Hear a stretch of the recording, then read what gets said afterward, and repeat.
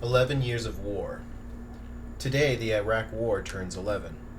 If you're an American, you'd be forgiven for thinking the war in Iraq was over. After all, Barack Obama, after being thwarted in his desperate attempts to extend the American military presence there, has been crowing about how he ended the war in Iraq. But the war never ended. Last night, 13 people were killed when a cafe in Baghdad was bombed, bringing the total killed yesterday to 46. In America, we are still discussing a terrible shooting at a school that killed 28 people, including the perpetrator over a year ago. In Iraq, more than 2,000 people have been killed just so far this year.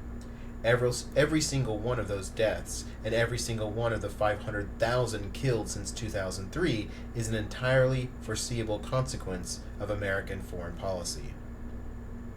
But today, rather than rehashing the well-known arguments against the war, let us focus on what the war has cost us. The American death toll is well known: 4,489 killed, 32,021 wounded. According to several studies, a minimum of 4% of a maximum of 17% of American veterans of the Iraq War suffer from post-traumatic stress disorder.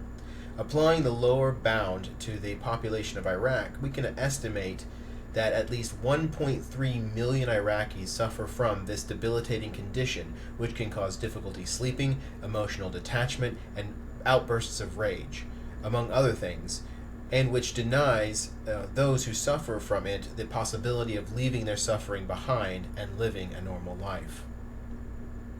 Worse still, these victims of the Iraq War, along with the survivors, left behind by the dead and the wounded, do not have the support structures American veterans enjoy. American veterans are eligible for disability pensions, career retraining, and free medical care for their war wounds, physical and psychological.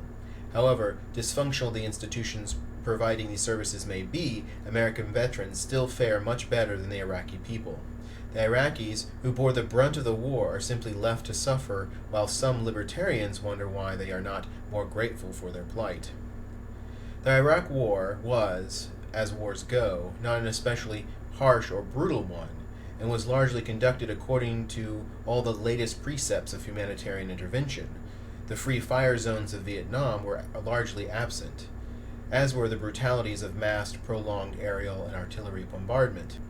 And yet the results are unimaginably horrific to us in our first world comfort.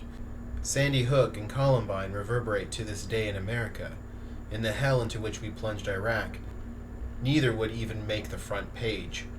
There is no war without horrific violence and nightmarish suffering. Never forget.